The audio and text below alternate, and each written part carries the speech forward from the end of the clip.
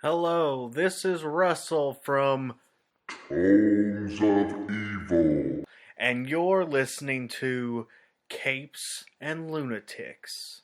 Hi, this is Phil, and I'm here to make sure you know all about the Capes and Lunatics Patreon. Don't miss out on all new episodes of Wade's World, Boob Windows and Long Boxes, our Hard R movie reviews, and so much more, all completely uncensored. Access starts for as little as $1 a month, full videos when you pledge $3 a month. Check us out at the link in all of our show notes, or just go straight to patreon.com/capesandlunatics. Hope to see you there.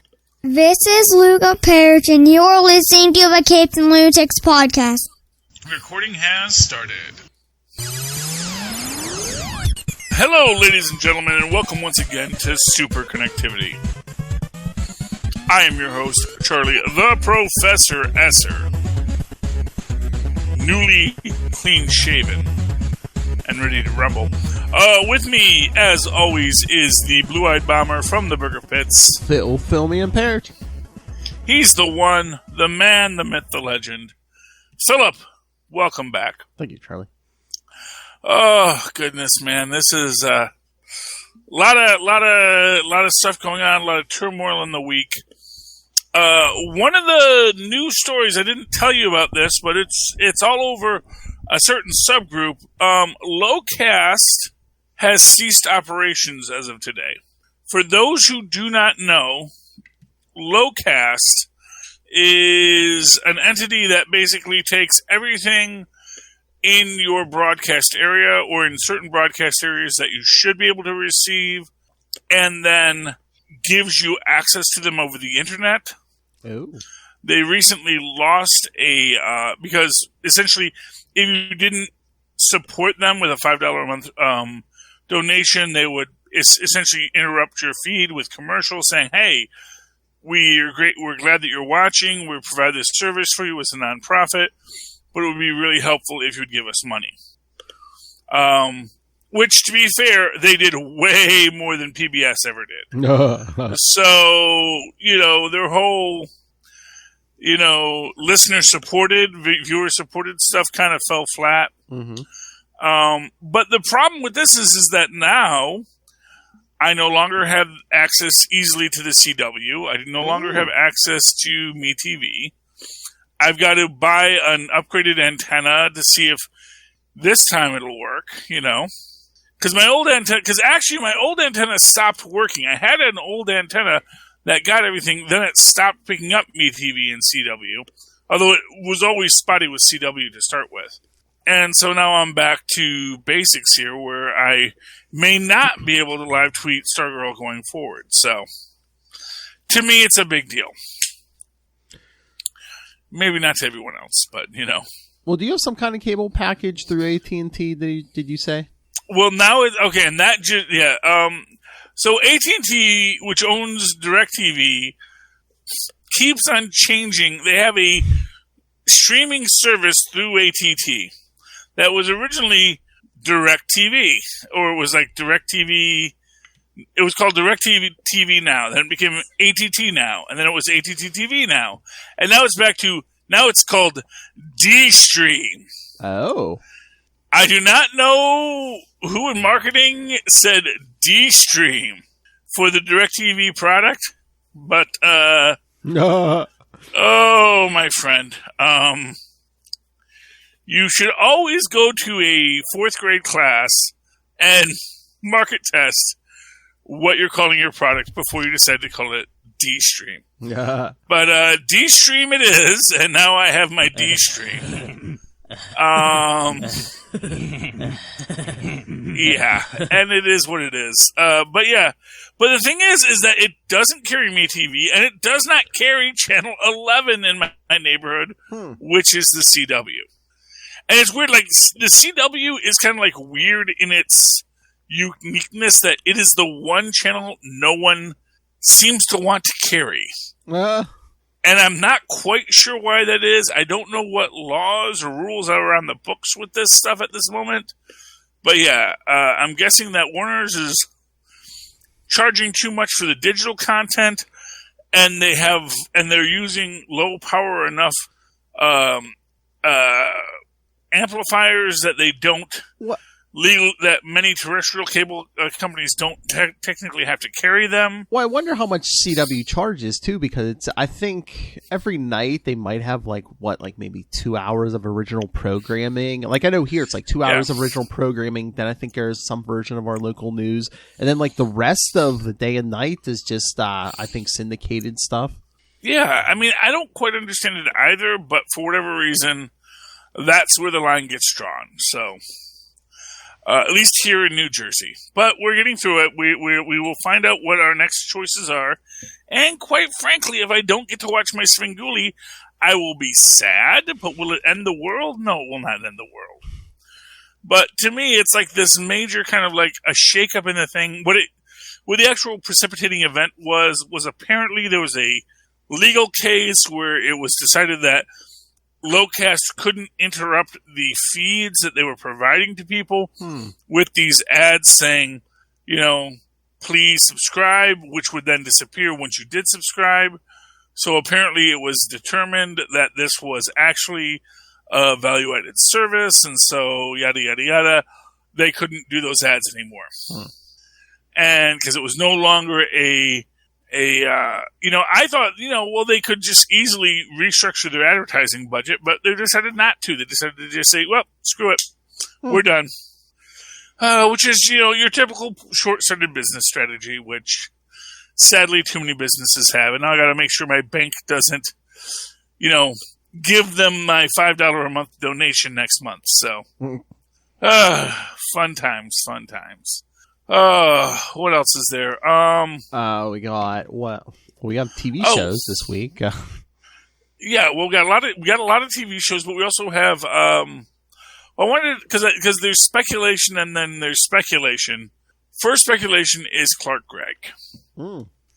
Now, I think I sent you that article link, and it's an interview with Clark Gregg where he's basically saying, I have, everyone had this question about whether or not this was canon and this wasn't canon, and and here's what I think is the central point is, he called Kevin Feige because he's got his number, which just sort of, if immediately right there should tell you something about the relationship between Clark Gregg and Marvel Studios. So he called Kevin Feige and said, hey, Kevin, what's going on with all this? And what Kevin said, and what, more importantly, it's not just that Kevin apparently said this, it's that Clark Gregg is saying in open fan court, that Kevin Feige said this. And what he said was, it's still close to the best, but what he said was, I do not underestimate for a minute the power of the fans of Agents of S.H.I.E.L.D. or the Netflix properties. Which is basically what I've said all along. It's like, yeah, there's a big fandom out there.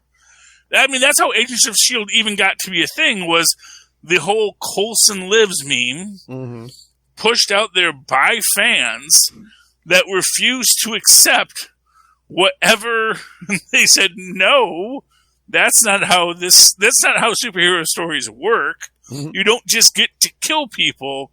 We get to have feedback. And in this massive story go round of storytelling, fans pushed back and Coulson did in fact live. And now with the restructuring, Feige is saying, I am well aware of the fan desire to see Netflix and Agents of S.H.I.E.L.D. continuity blended in some way.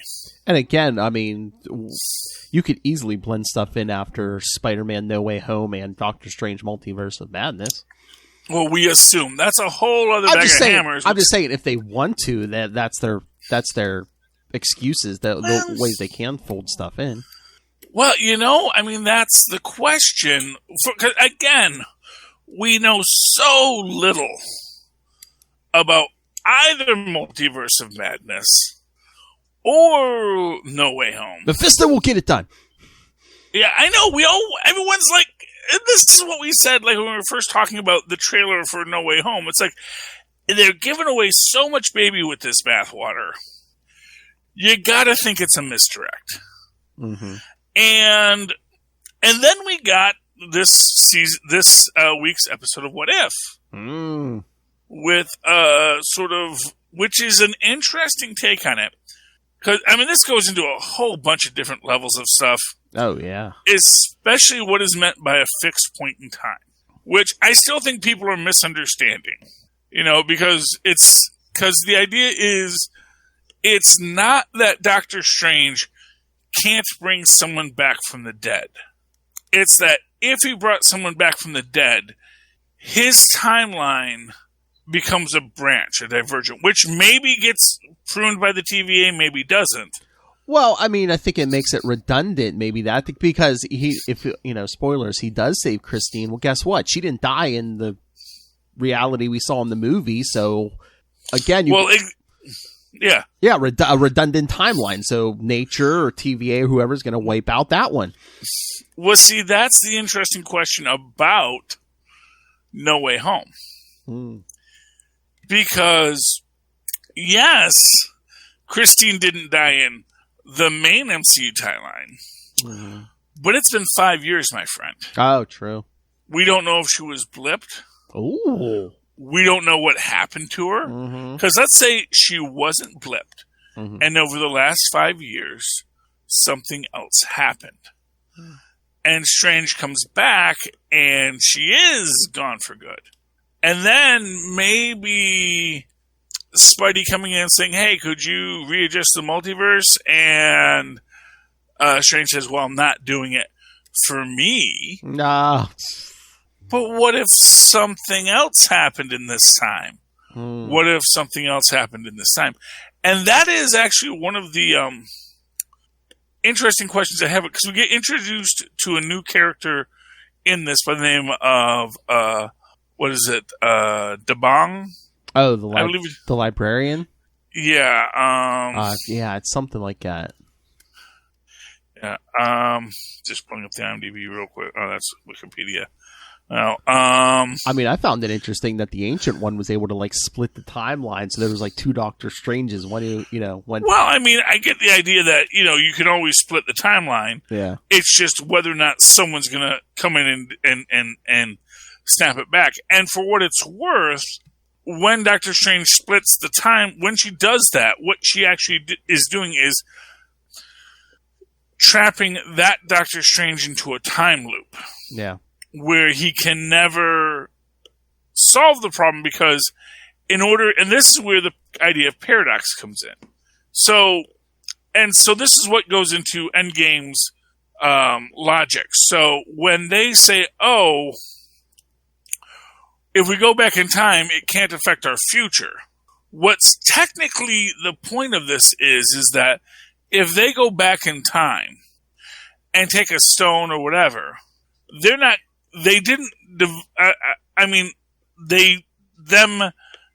going back to change time. They're going back to do something.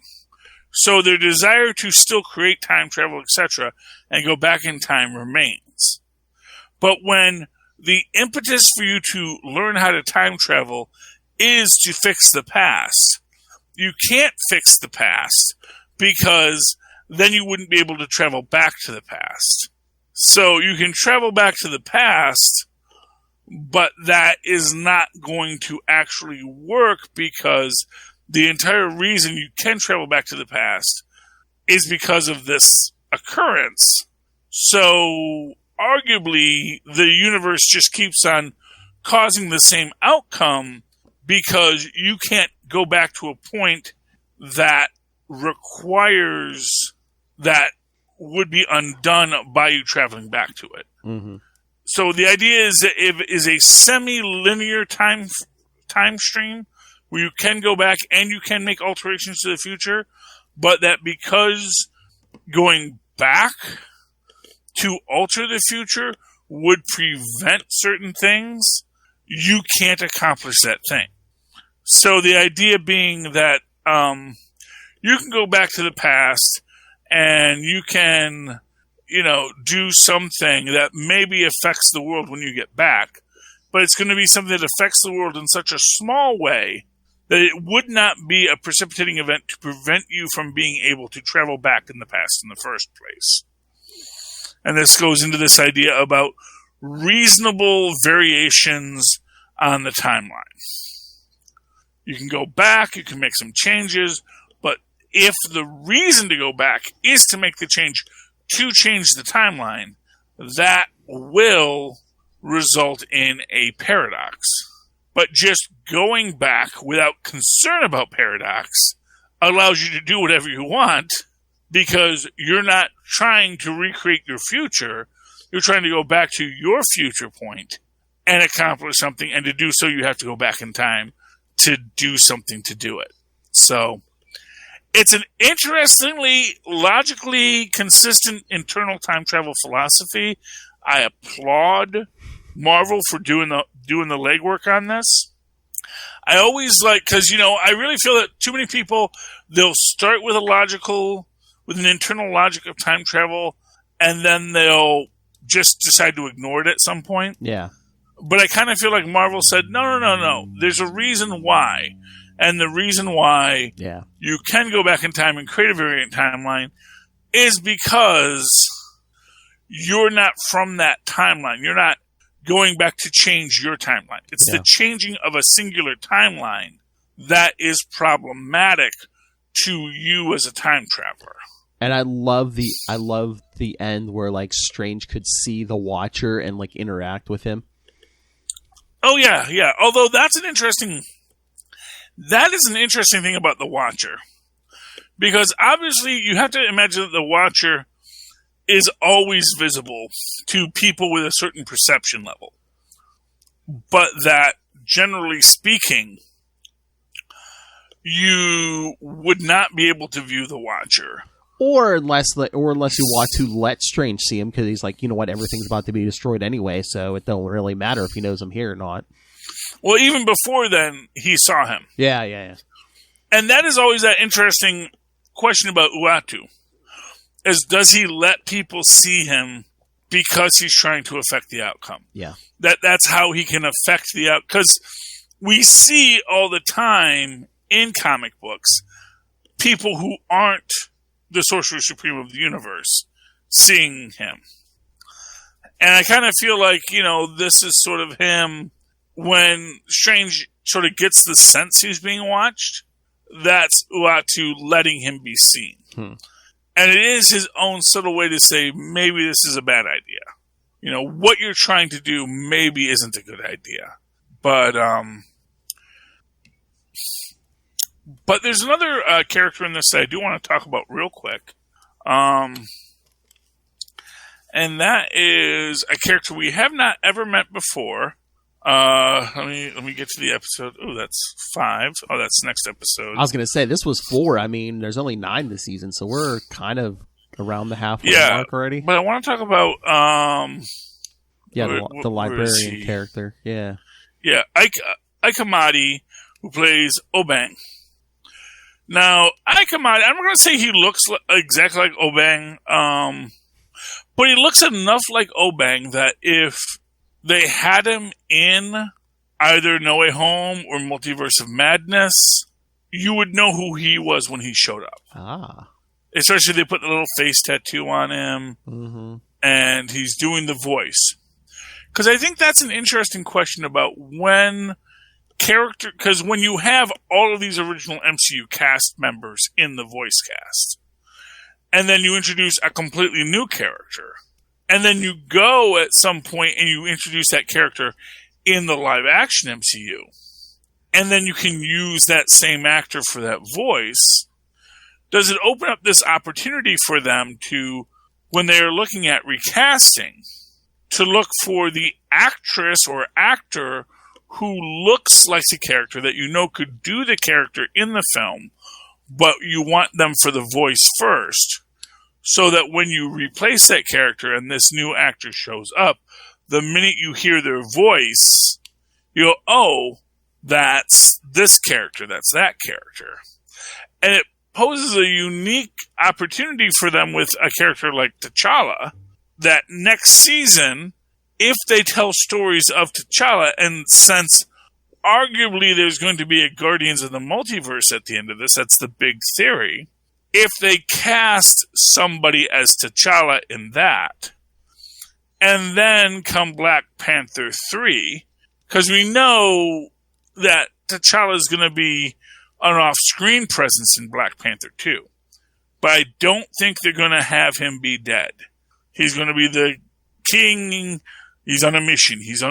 And then it's going to be hinted at. And then when he comes back, if it's this voice that now, a season later, we've been conditioned to hear as Black Panther, are people going to go, oh, that's Black Panther? Sort of in the way that everybody wants that laugh to be Willem Dafoe's laugh in the No Way Home trailer. Oh my god, I heard another theory about No Way Home, that trailer. That scene where he looks like he's wearing like a suit and tie and stuff. They're like, that's the same one Tobey Maguire was wearing in Spider-Man 3. So there's another theory now. Maybe he's like quantum leaping around. Maybe he leaps into Tobey Maguire's Spider-Man, and that's when he meets Alfred Molina as Dr. Octopus. Yeah, I mean, it's entirely possible. We don't know yet. We do see Strange seem to knock Peter out of his body, so. There's a lot going on in all of this, that's for sure. Yeah. And part of me wonders if there is going to be an aspect of this that is, like I said, maybe it is just, and of course after this recent What If, there's this whole thought, oh, what if that's not our universe is Doctor Strange, but the Doctor Strange from the dead universe that has now come into this one to try and fix his problems. There's a lot of possibilities here. But yeah, I mean, all I want is Nicholas Hammond, Uncle Ben. I'll be very happy. Because he actually looks like a good Uncle Ben. I don't know if you've seen any recent pictures of him. He's 79. He looks like Uncle Ben, and so I'm down with it. And if we do some flashbacks with Uncle Ben, or maybe even a universe where Uncle Ben didn't die, that's always good. Tristan and I were watching the 90s Into the Spider-Verse. The last 2 episodes of the 90s Spider-Man. And, Uncle Ben is alive in the Batman Spider-Verse. With the one where Spider-Man never has bad luck. Things just always work out for him. And I was actually thinking, wow, man, wouldn't it be great if we are doing multiple universes, that we go to that universe where Uncle Ben's alive? And wouldn't that be great if that was Nicholas Hammond? So that's my hope. What's your question, Tristan? In live action, do you think it would be a different Spider-Man actor, or if it was an alternate version of one of the Spider-Man actors, which one would it be? Would it be Tobey Maguire, Andrew Garfield, or? Well, I'm talking Nicholas Hammond right now, and actually, I even if that person was in live action, would it be Nicholas Hammond or the other? Well, I mean, it depends. I was actually talking with other people that getting Nicholas Hammond back for Old Man Spider-Man in the Wasteland series would be just brilliant casting. Oh, by the way, Tristan wanted this on air for the video. This is Toxin. Oh, nice. A well-articulated, new giant-sized monster that he purchased. It's very cool, and it even has little mouths. Yeah, it has little mouths, as you can see. That's Screamer. And yeah, so this was what he bought with some money today. Went to the comic, and I knew he was going to buy it. I knew he was going to buy it for a while. And I told them, because I actually had them put it off for a bit. And she was like, I don't know. I don't know if I want to buy it. I don't know. But then we went today, and he said, I'm buying it. So he wanted to share this with the audience. So there you go. Yeah. If you're watching us on YouTube, you got to see the Toxin that my son bought. So anyway, moving right along, Stargirl. Yes. So, Eclipso is really awful as a being, and is, honestly, why the dragon's daughter is, so easily manipulated by the scary voice in her head. It's like, oh no, I'm just doing this to help. It's like, it even has a scary voice. You know, I know your dad was the dragon, and so maybe that's just how you think people sound. Maybe it reminds her of her dad. Yeah. I don't know, man. I'm just very, very, very disappointed in the Dragon's Daughter's easy manipulation. Although it is interesting because it actually opens up an interesting idea.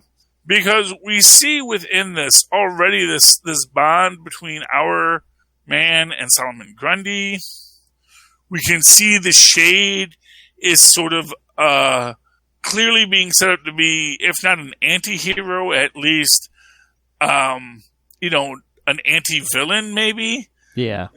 Like his goal is not to do evil, but just he is purely selfish.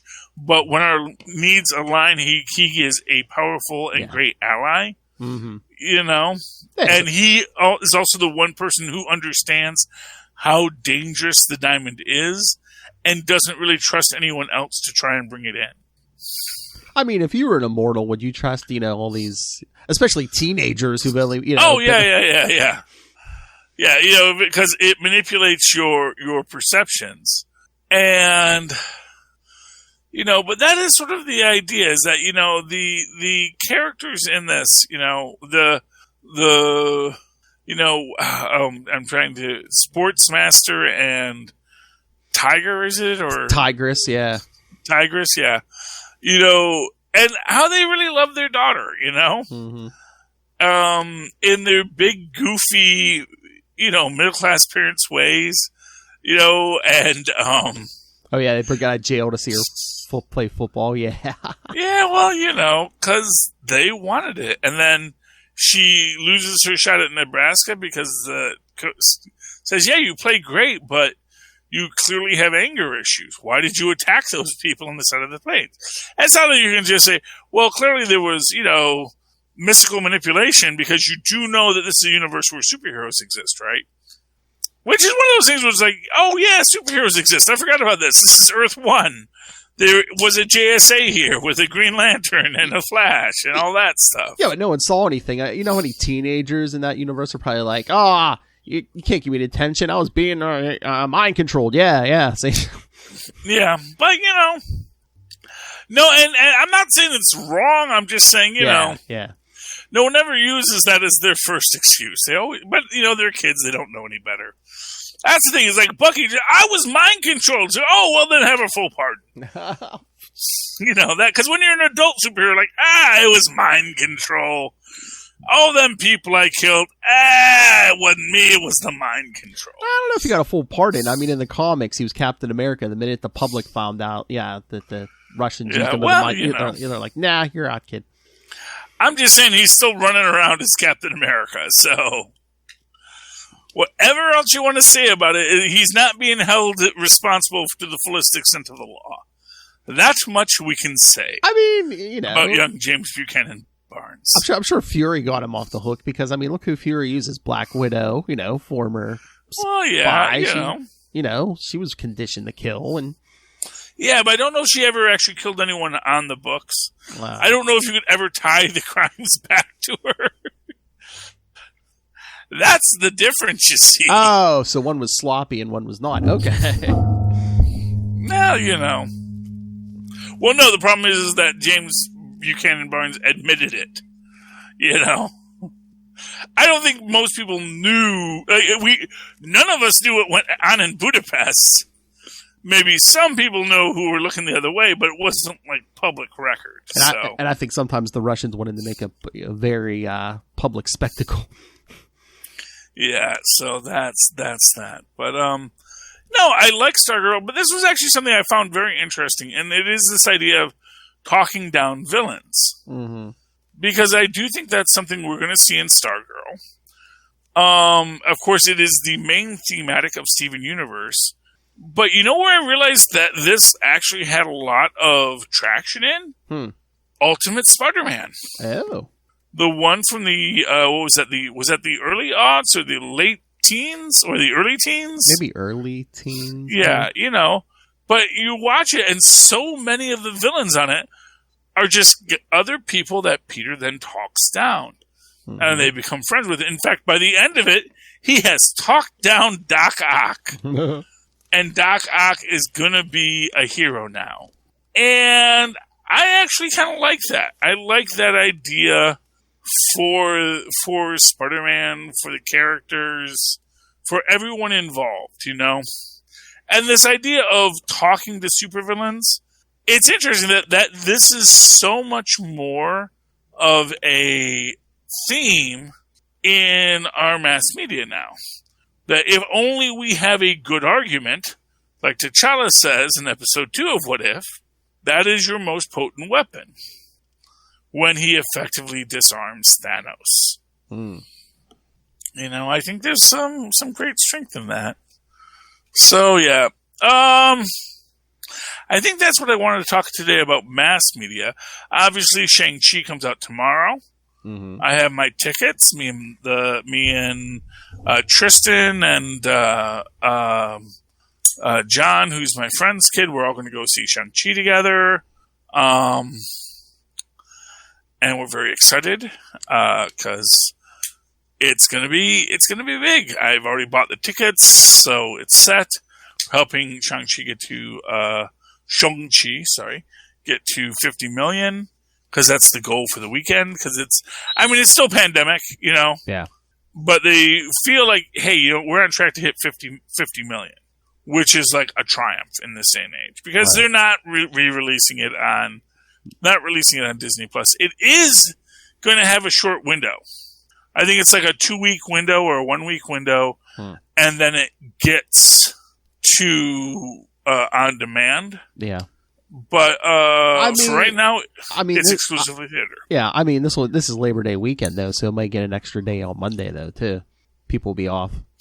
Oh, they're going to stretch what they define as the weekend. Yeah, but I'm just saying, I'm just saying they might get some good ticket sales on Monday, too, just because everyone's off. Yeah. But, I don't know if you opened that article I sent you, but yeah, everyone knows Abomination's going to show up fighting Wong and Shang-Chi. But also it said, and then after that, Abomination's going to show up in She-Hulk. Well, you know, and that's an interesting thing. I mean, I do believe it. I do think Tim Roth is reprising his role. This does confirm that it is Tim Roth. Mm-hmm. Although, what they actually say is they got Tim Roth in to give some sound for it. So, what exactly that means? Are they overlaying sounds? You know, it's getting punched. Well, you know, for what it's worth, you know. Hey, they pay him the same whether he says or, you know, does not Abomination have eyes? You know, and again, you know, if you put him in the CG rig, you know, he'll move just like he, you know, it'll be the same move body language as in the Hulk movie. Yeah. So, see, yeah. I mean, I'm excited about it. I'm looking forward to it. You know, well, and I guess maybe that's their point, is that, you know, since they can put anyone in that CG rig, you know, maybe they're just gonna stick just a good stunt fighter into it to fight Wong. Mm. Although good old Wong, man, I love him, but you know, he's a dad bod. There's no denying it. And I mean, unless he uses some... Dad bods are known for power. They're not known for flexibility for cinematic fighting. That's all I'm saying on that. Yeah, but is he going to use some kind of spell on himself or something? Yeah, well, he's going to be doing the spells. And actually, more recent thing, he's all over it. Because we see him later where he's opening doors for Shang-Chi and the gang. Mm-hmm. So they have pulled out all the stops. The only person I haven't seen yet in a trailer... from the MCU, who is of APAC origin, is Jimmy Woo. But I haven't ruled it out yet. I think Jimmy Woo... I mean, I pray it's Jimmy Woo and Darcy in the end credit scene, but it might just be Jimmy Woo, because I don't think people knew about the love that Woo and Darcy were going to have by the time they were shooting. So, you know. I mean, he might make a quick cameo. You know, somebody might get on the phone to him and, you know, he's answering a question or, you know, giving information or something. Yeah. Well, I can imagine there'd be, like I said, I'm imagining what the end credit scene is going to be. We've already established the Countessa Vanessa Allegra de Fontaine end credits in Falcon Winter Soldier and Black Widow, so it would not surprise me if we don't get a similar end credits in this that is somehow touching base with the Contessa. Maybe the Contessa mating with the Mandarin. Because, if we're looking at her building her own Dark Avengers, it may not be Shang-Chi that she's meeting with, So, it's interesting. We're going to see where it all goes. I'm excited. I'm really excited for this film. But, we'll see that. Do you want to talk a couple of comic books real quick here, Phil? Sure. Speaking of, well, of nothing. Let's talk about Avengers 48. Yes. And this is, the Gorilla Man's lament. Mm-hmm. Even as we're going through Jen Walters as the ultimate blonde killing machine with gamma breath, which I thought was a nice touch, but that she's bringing Hale with them. But, I gotta say, at the end of the day, the entire premise of the Russian plan doesn't make a lot of sense. Given that, Namor has bested the Hulk underwater. Like the Bruce Banner Hulk, he's bested underwater. So, I don't know what you're really... I guess their real plan is, well, we really just want to murder all the Atlanteans and all that. And we've got our little failsafe. Well, the whole point isn't it was like, Dracula wanted some Hulk blood, and then it's like, hey, to the Russians, hey, you want to take a slightly used She-Hulk off my hands for a cheap price? And the Russians are like, hey, another decommissioned weapon we can throw at Namor. Okay. Yeah. But which then they arguably send to kill all the vampires. Yeah. So, Blade's doing the cleanup on it, of course, as he does. Yeah. Yeah. Yep. Every one of them's dead. Because he's stabbing one. Yeah, she killed them all. Yeah. Although you kind of feel like there's building to a reset because they're like, oh, yeah, you got necrotic tissue in your Avengers space god. Yeah. I'm thinking we're losing that celestial mountain soon. Yeah, Oh, wait. I got to write in because I have to write in for the Snow Prize. What is wrong with this picture, Phil? That she can hear him even though he's not facing her because she's supposed to be deaf, so she can't read his lips. Exactly, but you know what he's doing? See how he has his hand extended? He's sign languaging it. Some special one-handed Wakandan sign language he bothered to teach her. So that he could walk away from her and still talk. Or, she's rocking the Phoenix, too. Could the Phoenix be translating somehow? Well, no, because in the previous issue, that exact situation came up where someone was talking when they weren't looking at her, and she couldn't hear them. So I get the feeling that, no, she does have to see your mouth to know what you're saying, or you have to be doing some kind of body language to her. And so I'm going to write in, I'm going to get my second no prize for that. Don't steal it, people. Come on, I'm slow to write letters. But you'll see when she's talking to Thor actually does turn back before he says anything. He actually, so you can understand that. So clearly there's a thing there to be no prized. I do love this. I love She-Hulk and Man-Ape in a rowboat. Yeah. I don't know, man. I almost want that as a tattoo because it's like such an old vaudevillian trope. There, he's like, you almost imagine him singing to her, but obviously this is his sad lament. But this is the thing. As he's doing all this and he's talking, and he realizes that he does have a fatal wound. There is this idea that he's always trying to reach out to She-Hulk to say, prove to me that you really are a hero. The kind of hero that I never could be. But what happens at the very end, Phil, after he's convinced himself he's going to die, that one of these Atlanteans is going to wake up tomorrow with a big hairy secret.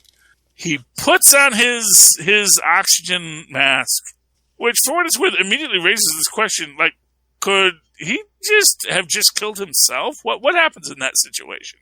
But yeah, I don't know. Puts on his oxygen mask and goes into the water to be a hero. That's the point, Phil. He really is a hero, despite what he thinks.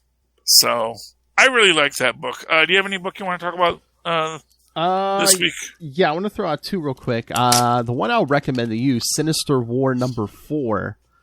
Ooh. All these villains are, just beating on Spider-Man because they're all being controlled by Kindred because of those little earworm things.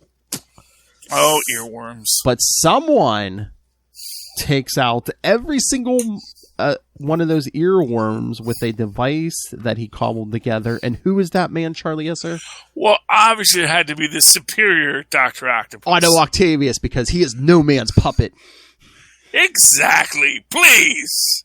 Who do you think you're dealing with, you freaking demonic charlatan? Oh, I'm sorry. The actual quote is, I threw off Kindred's chains. Otto Octavius is a slave to no one. Exactly. Well, of course he's not. He writes his own destiny. The die is cast, Philip. Oh, he's just I am so glad he's back. I mean, oh yeah, I'm glad Alfred Molina's back. That they're de-aging him. It's fine. But I'm glad to have Doc Ock back. I would really love to have a real MCU Doc Ock, because you can't just keep on de-aging Alfred Molina every time he shows up on film. Mm-hmm. You're not going to get a good Doc Ock that way. Because Spider-Man's like, oh, thank you. And he's like, I didn't do it for you. He's like, Kindred promised me answers, and, he reneged on our deal. So guess what? He's like, I'm going to throw a monkey wrench into his... Yeah. So, yeah, I figured you should read that because, that's Otto being full Otto. I will definitely read that. Yeah. I was going to say, Dark Age is #1. Oh, yeah, I didn't get to read that either. Yes. Oh, it's pretty good because, it's like, guessing it's an alternate timeline. Yeah, it starts with Peter and Mary Jane and their young daughter Annie hanging out with Luke and Jessica and Danny. Oh, in that universe. Yep, that's right. Yes, that's the what was it? Not Remnant, Regent universe. Mm-hmm. But then the spider senses start going off like mad, and there's something big must be coming because guess who shows up to his old friends, the Fantastic Four? Uatu. Oh, Mm-hmm. Uatu. Now this is the newly reformed Uatu. What? I guess, yeah. I mean, again, it's like a different timeline. So. Oh, it is a different timeline. That's right. I forgot about that different timeline issue. Because yes, there's something coming out of the Earth, a 10 billion year old machine that was like built far off in space somewhere, like 10 billion years ago, that was built to like destroy like I guess black holes or something, but then it just like ran amok and started like destroying planets and stuff. So it gets originally it got taken out by your new favorite plot device, the Living Tribunal. Yay!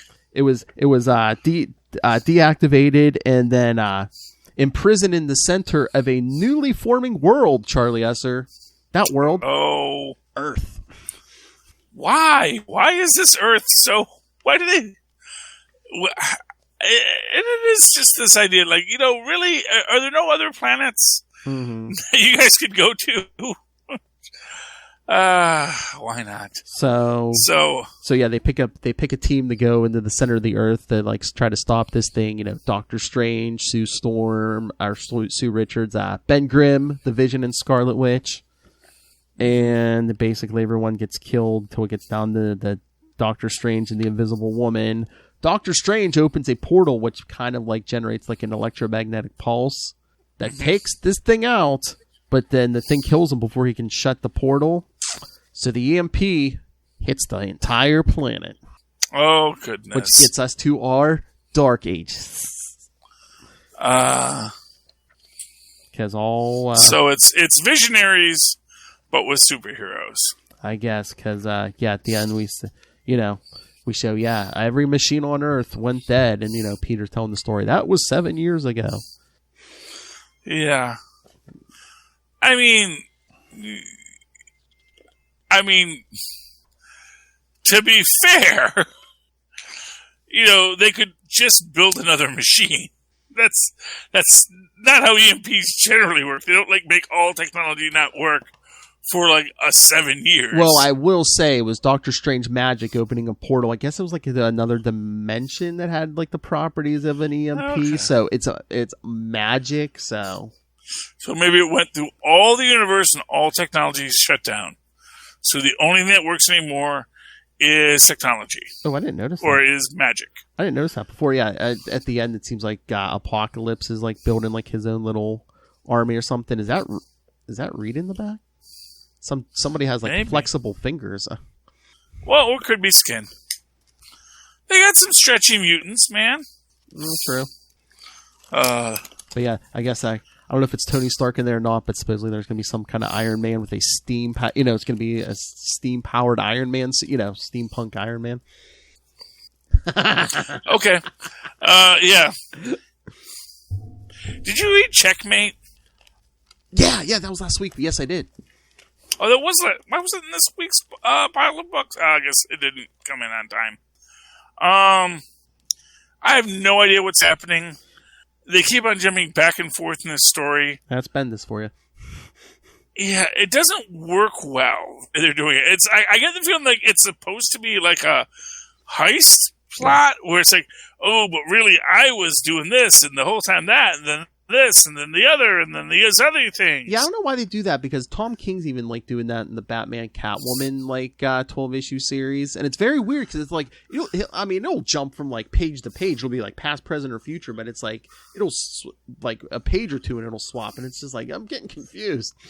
Yeah, well, and the thing is, I think it works.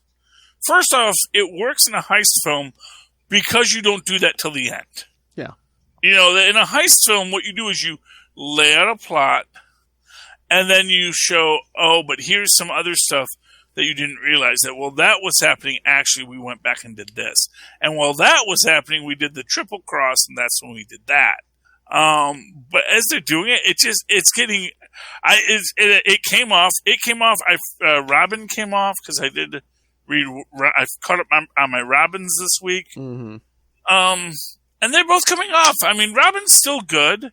It was nice with him and the other Robins, and also kind of a weird thing because at no point is poor old Tim Drake saying, "Technically, I'm Robin now, so maybe you guys shouldn't say Robin because I'm actually Robin.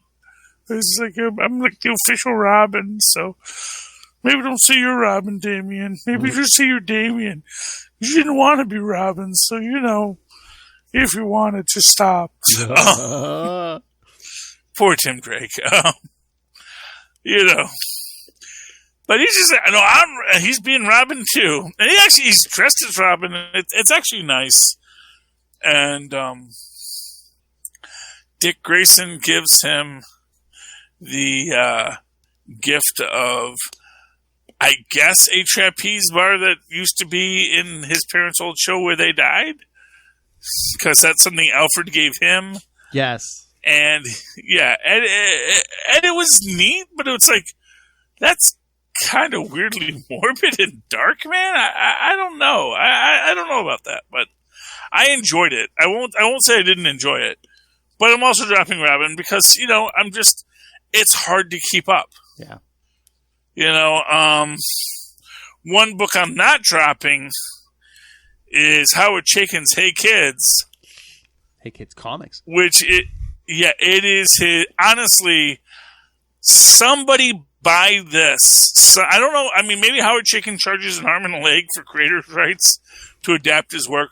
You have to adapt Hey Kids as a ongoing series in some prestige format. This is Mad Men with superheroes, kids. Ooh. This is what you want. This is going to ping the audience in just the right way. Mark my words. Someone needs to buy Hey Kids, put it in a prestige format. HBO Max, Disney Plus even, Hulu, I'm looking at you. Pay Howard Chaykin the money, adapt his works. This is some of the best writing out there about internecine office squabbles about comic books. If there's anything that says late-stage capitalism, internecine business squabbles about comic books is it. Oh, and I think next issue we go into the 80s, man. We're about to go into the big bust, or the big boom. And then maybe even Chaykin. And for what it's worth, like, Howard Chaykin, he has been in comics forever. Mm-hmm. He's the Betty White of comics. He may actually be an immortal. And if he gets us to the 2000s and beyond, and the superhero megapolis boom, it is going to be an interesting story to tell. But, highly recommend Hey Kids Comics. Volume 2, Profit and Loss. What actual issue number is this? Issue 5. Oh, and at the end they have, are you ready for this? The first black superhero comes to town, downtown, Bishop Midnight, Funk Warrior. Whoa. Yeah, man. He is awesome. Yeah. That's that. A book I picked up this week is We Only Found Them When I did not finish it. And again, this is one of these books that it is a great book, but it almost feels like now I don't feel like they're writing these books to be read as comic books anymore, not even as trades, but they're just writing for, this would make a great prestige series on HBO Max. Because, again, the sci-fi drama of Celestials and human politics is a beautiful and interesting story. But I kind of feel like its translation in the monthly comic book format kind of hits some roadblocks. But I still enjoy it, and I still like it. Wait, what book is that? But that is We Only Find Them When They're Dead. Number 8. Yeah, you see, the gods provide is keep the harvest. That's like the political slogan there about harvesting dead celestials for food. Yay! All right, Philip, I think that's everything I've got. Anything you want to talk about before we head out of here? No, I'm good. So then, Philip, how can people find us if they want to talk to us? The easiest way, well, if you want to talk to us, you can always email us, capesandlunatics@gmail.com, or call the voicemail 614-382-2737. That's 614-38-CAPES. And you can find links to all our social media, the YouTube channel, the Patreon, the merch, everything all in one place. That's Linktree, linktr.ee/capesandlunatics.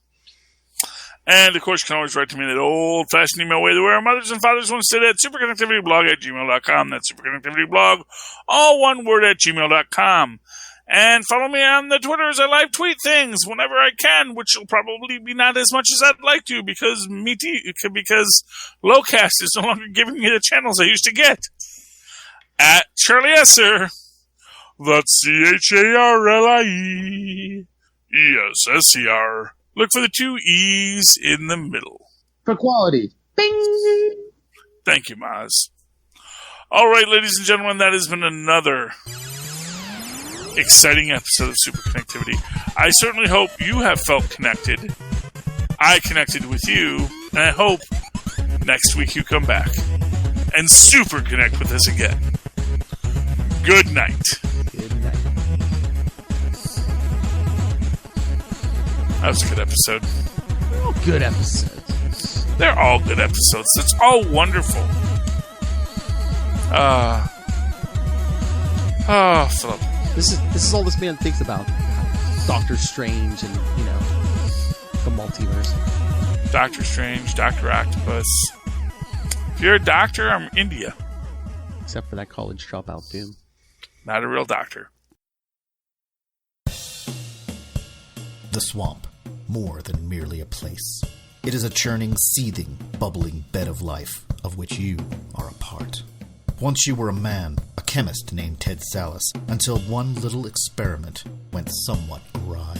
And you changed. The serum that was to have made you a super soldier combined with the strange forces in the swamp to make you over into this, a shambling, mindless mockery of your former humanity. The macabre Man-Thing.